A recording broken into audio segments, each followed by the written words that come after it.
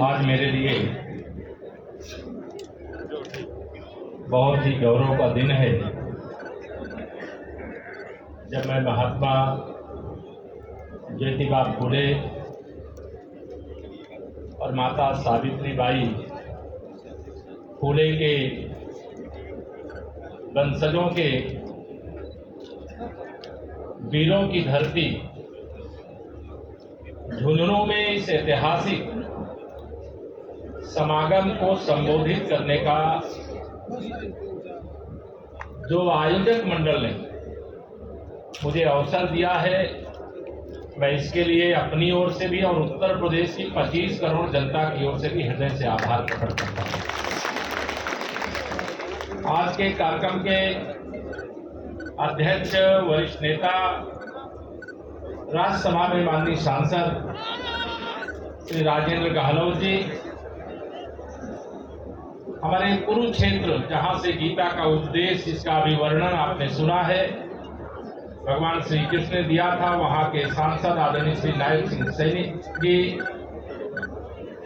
राज्यसभा में वैसे तो हमारे 4 सांसद माननीय प्रधानमंत्री मोदी जी ने बनाया है अकेले भारतीय जनता पार्टी से, उसमें से 2 लोग यहाँ पर मौजूद हैं और 2 लोग अभी यहाँ नहीं आए हैं, शायद सूचना नहीं हुई होगी।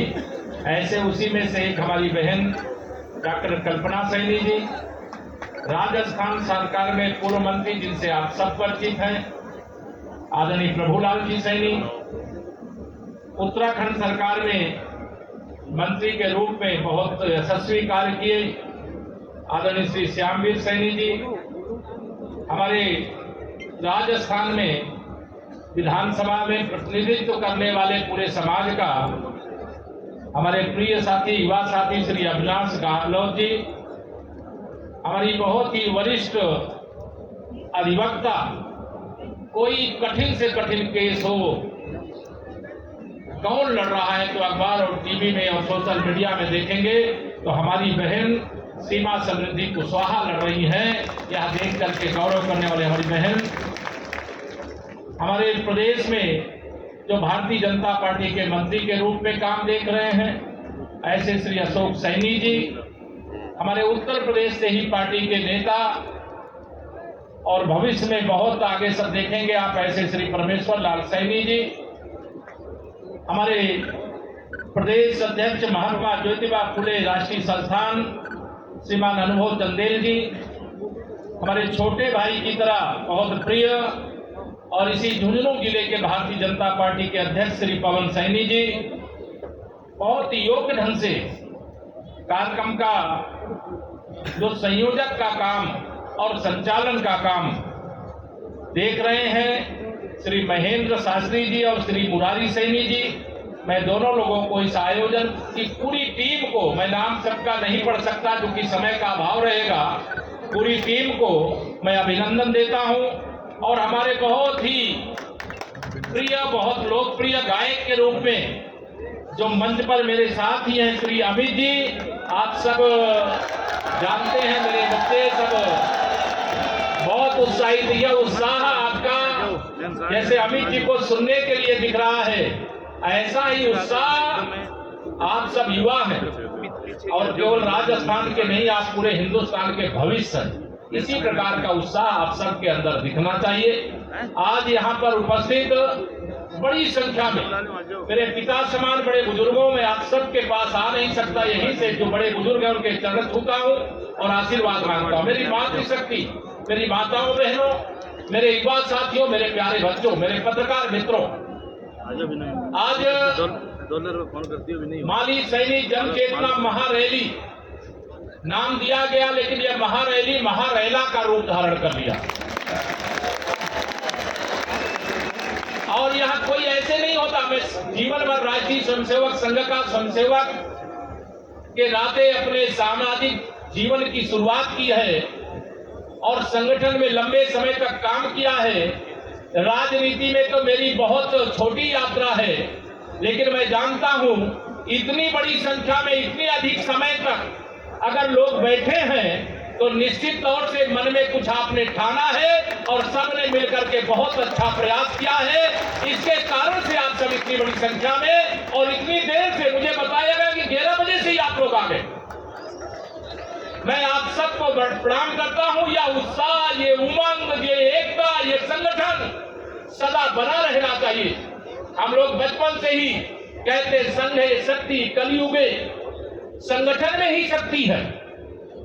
और इसके संबंध में मैं एक लाइन कहा करता हूं, मेरे भाई बहनों, मेरे बड़े बुजुर्गों, मेरे नौजवान साथियों, या वीर भूमि को मैं प्रणाम करते हुए इस धरती के बारे में मैं शायद अगर ज्यादा कुछ कहूंगा तो आप लोगों को लगेगा कि मैं सूर्य भगवान को दीपक दिखाने की कोशिश कर रहा हूं, क्योंकि आप सब इस झुंझुनू के धरती के लोग हैं। आप सब माली सैनी समाज मेरे परिवार के सदस्य हैं। मैं भी आपका हूं, आप मेरे हैं। इसलिए मैं यहां पर यही कहना चाहूंगा, सत्य यदि दुर्बल हुआ, सत्य माने समाज, सत्य यदि दुर्बल हुआ तो कौन उस पर कान देता? शक्तिशाली की गलत भी बात यह जग मान लेता।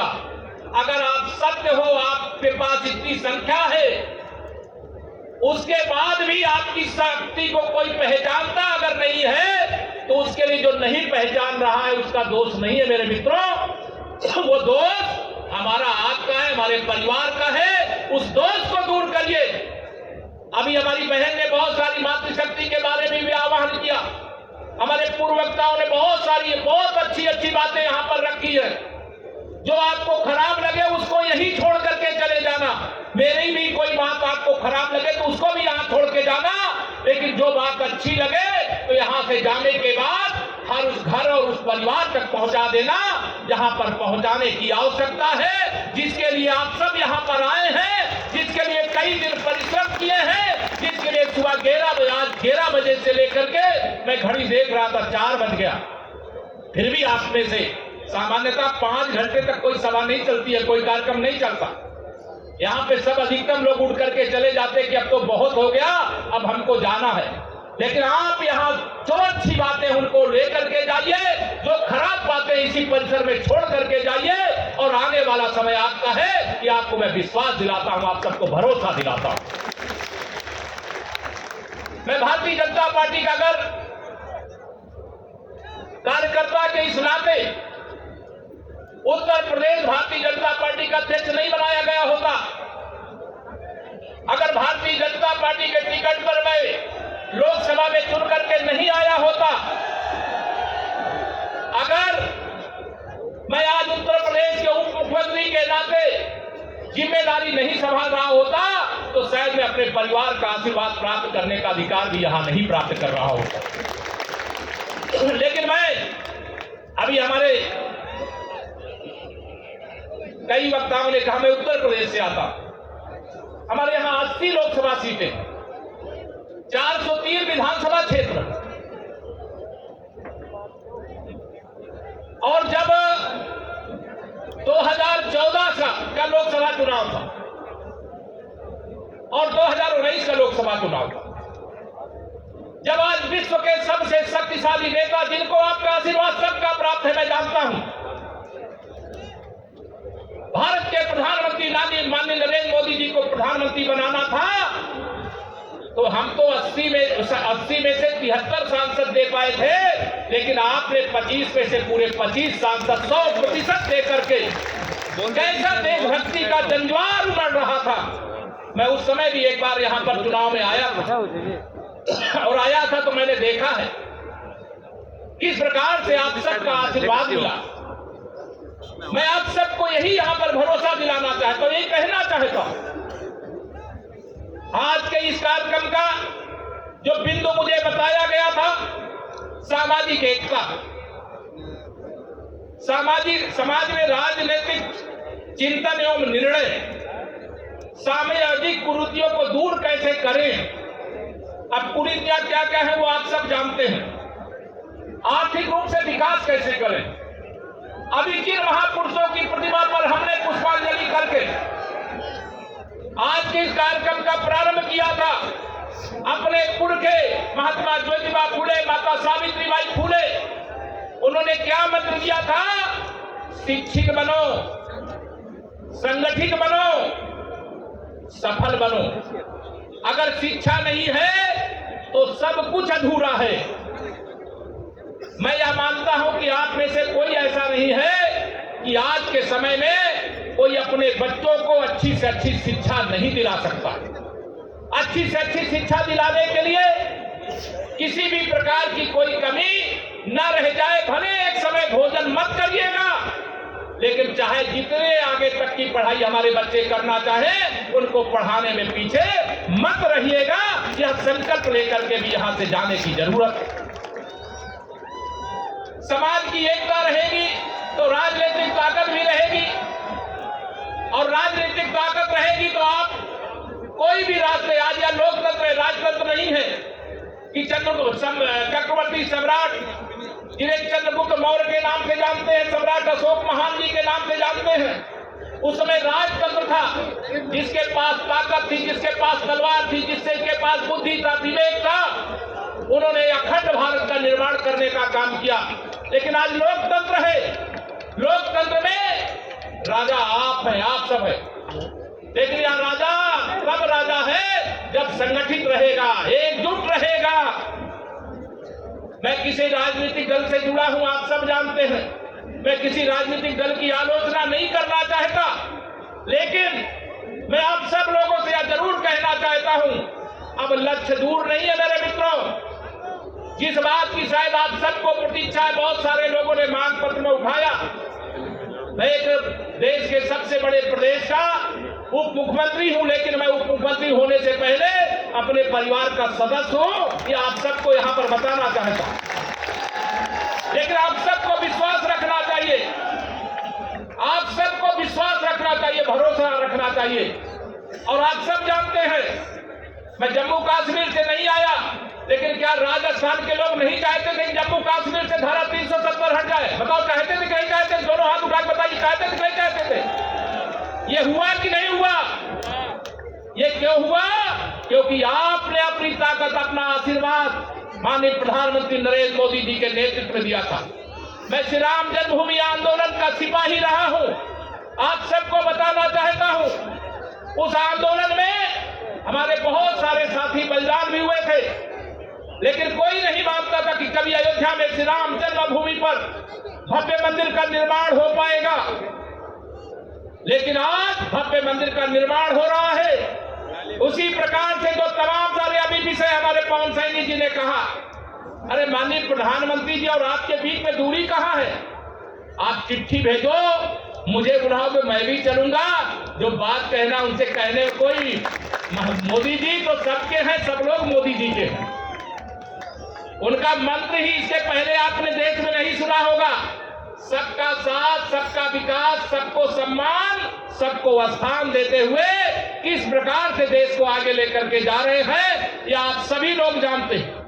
मैं आप सब लोगों से आज यहाँ पर यह आह्वान करूंगा, जैसा मुझे बताया गया और जैसा मैंने इतिहास के पन्नों में पढ़ा है, किताबों में पढ़ा है, और उसके आधार पर हमारे बहुत चार धाम भी हैं, हमारे अनेक तीर्थ स्थल हैं, लेकिन जिस धरा के बेटों ने देश की सीमाओं की रक्षा करते हुए अपना बलिदान दिया है, ऐसी माताओं को, जिन्होंने ऐसे बेटों को जन्म दिया है, उनको प्रणाम करता हूं। मैं उन बहनों को प्रणाम करता हूं जिन्होंने अपना सिंदूर लुटाने का काम किया है, लेकिन देश के लिए कभी पीछे हटने का काम नहीं किया है। मैं मानता हूं कि झुंझुनू और भी कई प्रकार से तीर्थ स्थल है, लेकिन यह देश के लिए बलिदान देने वाले, देश की सेवा करने में सबसे आगे रहने के कारण से भी भारत का एक तीर्थ स्थल है। इस तीर्थ स्थल को मैं प्रणाम करता हूं।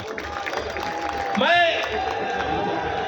जिस वंश के, जिस समाज के हम सब लोग हैं, जो मैं इतिहास के पन्नों में पढ़ा हूं, यहाँ की हमारी गौराधाय के रूप में कोई अपने बेटे का बलिदान दे करके अपने राजवंश को बचाने के लिए कार्य करे, वह कोई और नहीं मेरे भाई बहनों, वो हमारे ही समाज की मां थी। हमारे अपने बेटे को उन्होंने बलिदान देने का काम किया था। मैं यहाँ झुंझुनू की धरती पर आया हूं तो मैं माता रानी शक्ति दादी को भी प्रणाम करता हूं। यह मत समझना वह केवल झुंझुनू और राजस्थान की पूज्य है, वो पूरे हिंदुस्तान के अंदर उनकी पूजा होती है। सब लोग उनको श्रद्धा से देखते हैं। और अभी मैं यहाँ कार्यक्रम के बाद मैंने निवेदन किया है, देर जरूर हुई है लेकिन मैं वहां पर जाना चाहता हूं और एक बार उस धरती की मिट्टी को अपने माथे भी लगाना चाहता हूं। और ये मेरे लिए गौरव की बात होगी। मैं आप सब लोगों को यहां पर यह निवेदन करना जरूर चाहूंगा कि जिस प्रकार से हमारा गौरवशाली इतिहास है उसको सुन करके हम बहुत प्रसन्न हो जाते हैं। प्रसन्न होना चाहिए।